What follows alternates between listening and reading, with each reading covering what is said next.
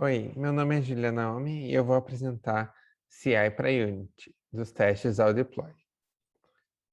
Então, quem sou eu? Meus pronomes são ela e dela. Meu GitHub e meu Twitter são @naomijube.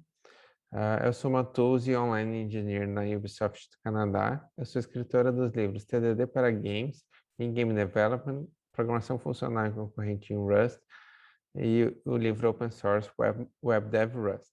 A maior parte dos meus projetos open source são sobre jogos, Rust e Clojure.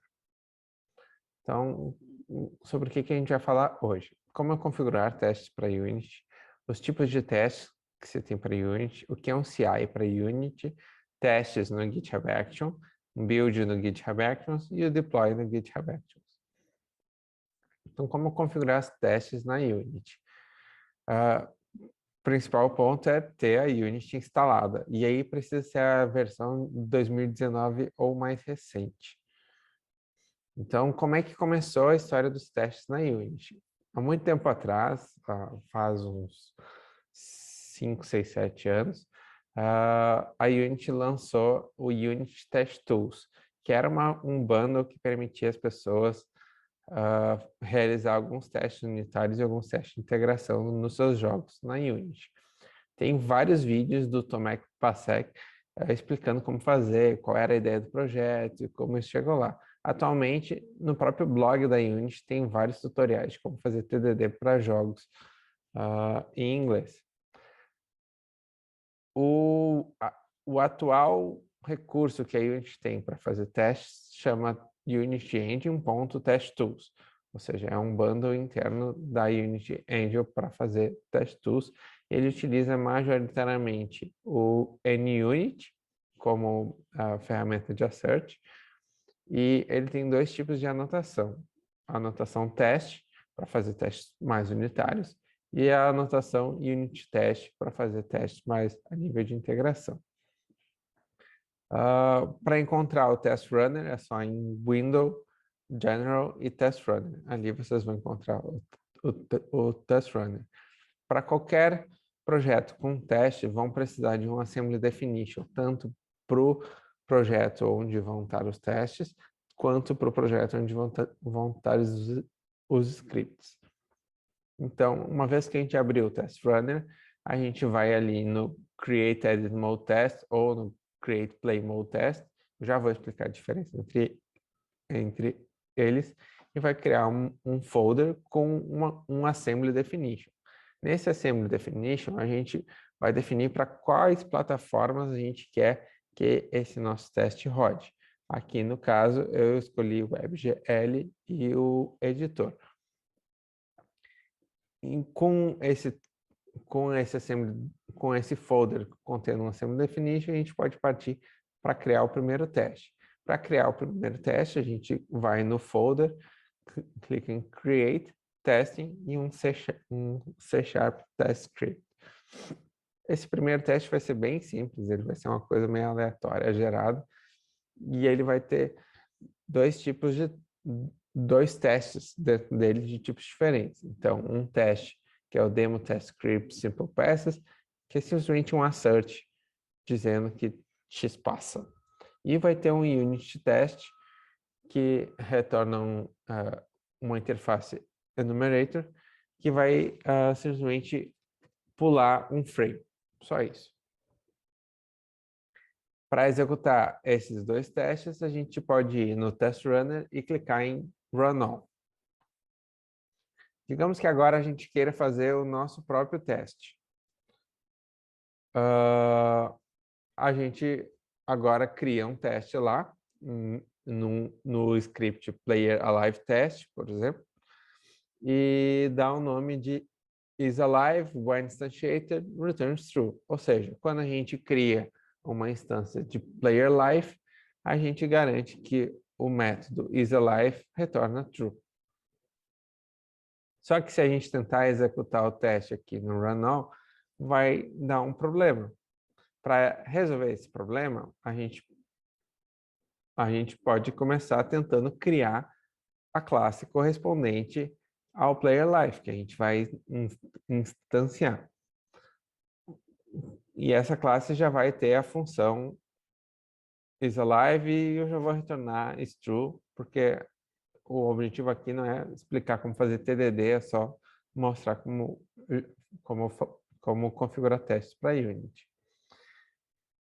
E aí a gente vai ter um outro erro, que é que o player life não pode ser identificado pelo assembly definition no player life test. Para isso, a gente vai lá no folder do teste e tem que adicionar uma referência de um assembly definition. Esse assembly definition vai ser o assembly definition de onde estão os scripts. Então, a gente cria um assembly definition para scripts e adiciona aqui. Uma vez que a gente tem isso pronto, a gente pode começar a melhorar esse teste. A gente pode partir para criar um game object e adicionar esse game object o script player life. Então, agora, toda vez que um teste for executado, vai ter um game object que tem adicionado a ele um script player life. Por que isso? A Unity reclama toda vez que a gente tenta instanciar com um construtor um script monobehavior. Então, agora, para o nosso teste, a gente pode simplesmente pegar esse componente player life do game object e usar ele para chamar a função isAlive. E esse é um teste mais ao estilo da Unity. Então, quais são os tipos de teste que efetivamente se pode fazer na Unity? O primeiro teste é o Edit Mode. São os testes de modo de editor. Eles correspondem basicamente aos testes unitários. Eles testam funções e métodos e eles não entendem muito o contexto do jogo. Eles só testam um nível mais simples de funções e métodos. Como eu falei, construtores podem ser utilizados nesse tipo de teste, mas o recomendado é utilizar o Add Component mesmo. É possível fazer testes de Edit Mode que utilizem o Unity Test. Só que esses testes sempre vão fazer um yield return null que só faz o skip de um frame. A gente não vai entrar em detalhes sobre como utilizar eles, até porque eu só vou falar de como utilizar esse tipo de testes para o teste Play Mode. Então, os testes Play Mode são os testes que utilizam a notação Unity Test. Elas ativam o Play Mode da engine e suportam todos os métodos da engine em si, como especialmente o Start e o Update. Então, por isso, elas entendem o contexto do jogo. Elas conseguem entender objetos colidindo, objetos se movimentando, spawn de objetos, uma série de coisas. E os cenários para esses testes podem ser, inclusive, carregados e montados. Além disso, é possível habilitar testes visuais para eles. Então, vocês podem ver no cenário que vocês carregaram o que está acontecendo com o teste.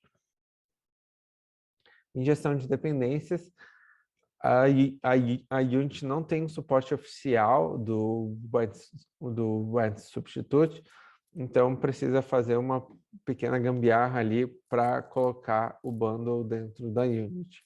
Mas não é nada muito complicado e está bem documentado. É mais difícil usar o Web Substitute quando a gente está utilizando o Web Component, mas é bastante fácil de utilizar o Web Component e a gente parte por uma estratégia de implementação de fakes de interfaces. Então, a gente define tudo com interfaces e cria fakes para essas interfaces rodarem nos nossos testes. Então, CI para Unity, eu recomendo GitHub Actions, mas dá para usar em vários outros. E a ferramenta que se tem para fazer qualquer CI da Unity é o Game CI. Ali, eles disponibilizam containerização da Unity, tem GitHub, GitLab, acho que tem CircleCI, tem só um container Docker da Unity, que é esse Game CI Docker, e ali vocês conseguem ver pelo Docker Hub o Unity CI Editor.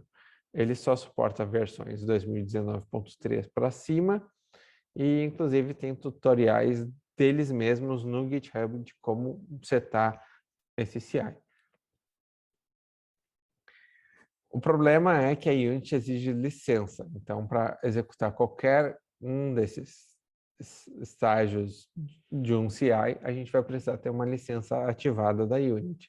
Para isso, a gente cria um YAML chamado, sei lá, getLicense, que ele vai gerar um arquivo de licença para Unity manualmente, então ele só é executado quando a gente solicita, e ele vai fazer o upload desse arquivo como manual activation file dentro desse teste aqui, dentro dessa execução. Com esse arquivo, a gente pode baixar ele aqui. A gente tem que obter o arquivo .ulf, que está no site da Unity. Tem um link aqui, depois vocês podem clicar. Coloca o arquivo que a gente baixou, que é um .alf, e depois gera a licença. Tem uma série de etapas ali para preencher, conforme o tipo de jogo que vocês forem fazer, mas é bastante simples. Com o arquivo ULF, abre ele, cola no velho dos segredos e dá o nome de Unity License, ou o nome que vocês quiserem para essa licença. Então, agora a gente pode ir para o GitHub Actions, que vai efetivamente executar o CI. Eu chamei de ci.yaml, inclusive dei o nome de CI, e ele só vai ser executado quando eu fizer pushes na master ou um pull request, uma branch na master. E aí, o primeiro job dele vai ser o build.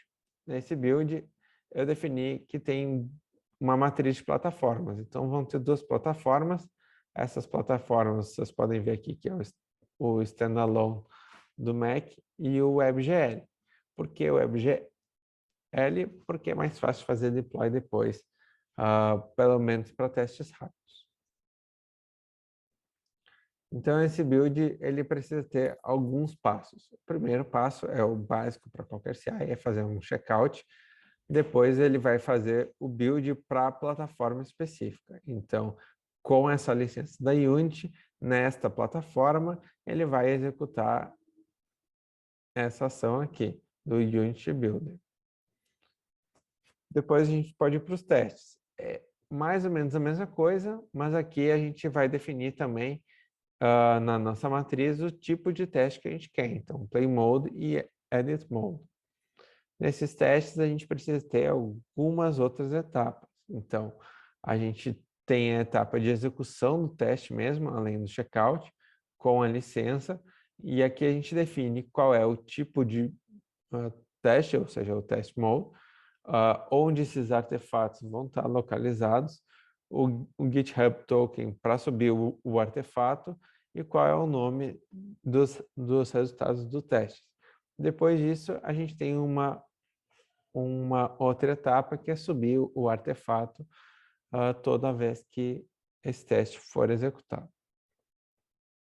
Depois, a última etapa é o deploy. O deploy exige, pelo menos um deploy para o GitHub exige que a gente tenha o GitHub Pages habilitado. Para isso, eu defini aqui uma branch chamada GitHub Pages, que vai gerar esse link aqui. E para a gente poder ter o GitHub Pages, a gente precisa ter na etapa de build um artefato sendo subido. Então, a gente sobe um artefato com o nome da plataforma que a gente quer no path definido aqui. Que nesse caso do nosso artefato, para usar no GitHub Pages, vai ser build/webgl. Então, como fica a cara do deploy? Um deploy só acontece depois que o build passa.